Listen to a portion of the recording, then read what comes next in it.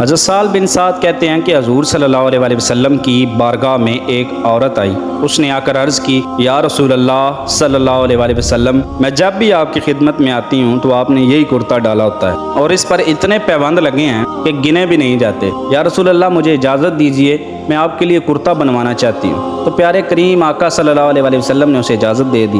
وہ چلی گئی۔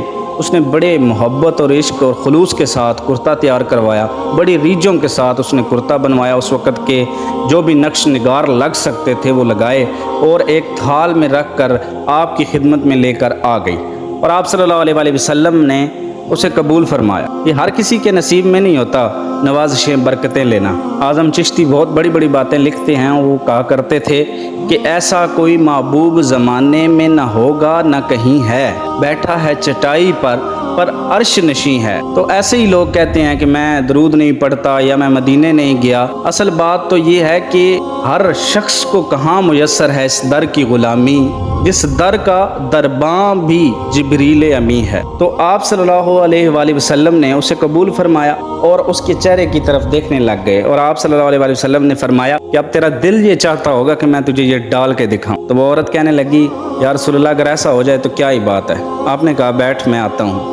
تو آپ گئے کمرے میں، آپ نے وہ کرتا ڈالا، اور آپ جب واپس آئے تو وہ عورت خوشی کے مارے رونے لگ گئی، اور اس نے کہا، یا رسول اللہ، میں راضی ہو گئی، اور وہ چلی گئی۔ پاس ہی ایک صحابی کھڑے تھے، تو شارحین نے لکھا ہے کہ حضرت عبد الرحمن ابن عوف تھے۔ وہ تعریف کرنے لگ گئے، یا رسول اللہ، کیا ہی وہ کرتا بنا کر لائی ہے، اس کی کیا ہی بات ہے، لیکن یا رسول اللہ، جو اللہ نے آپ کو حسن دیا ہے، آپ پر یہ بہت خوبصورت لگ رہا ہے۔ تو وہ بار بار تعریف کرنے لگ گئے۔ تو آپ صلی اللہ علیہ وسلم جو ہے وہ سمجھ گئے، بے خبر ہو جو غلاموں سے وہ آقا کیا ہے۔ تو آپ صلی اللہ علیہ وسلم نے فرمایا کہ تمہارا دل یہ چاہ رہا ہے کہ میں تمہیں دے دوں۔ تو عبد الرحمن ابن عوف کہنے لگے، یا رسول اللہ، اگر ایسا ہو جائے تو کیا ہی بات ہے۔ تو آپ صلی اللہ علیہ وسلم نے فرمایا کہ تم انتظار کرو۔ آپ گئے، آپ نے وہی پرانا کرتا دوبارہ ڈال لیا اور واپس لا کر عبد الرحمن ابن عوف کو دے دیا، اور فرمایا کہ وہ بھی راضی ہو کر چلی گئی، اب تم بھی راضی ہو جاؤ۔ تو آپ لے کر جو ہے وہ چلنے لگے۔ تو پیچھے سے جو لوگ بیٹھے ہوئے تھے مجلس میں اور صحابہ کرام، ان کے پیچھے چلے گئے۔ عبد الرحمن ابن عوف کے پیچھے جب گئے اور ان کو روکا اور کہا جا کر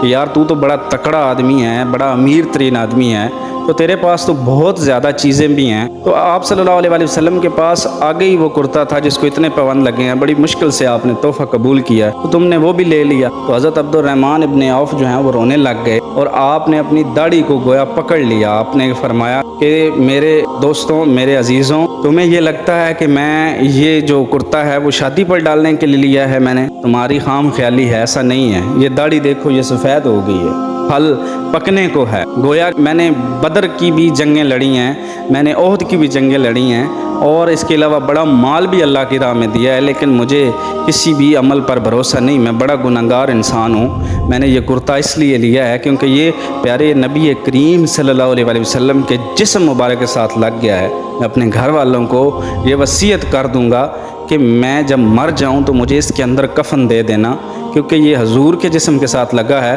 تو جب میں یہ اس کرتے کے ساتھ قبر میں جاؤں گا تو فرشتے مجھ پر عذاب نہیں نازل کریں گے، بغیر حساب کتاب کے مجھے بخش دیا جائے گا۔ یہ صحابہ اکرام کا عقیدہ ہے۔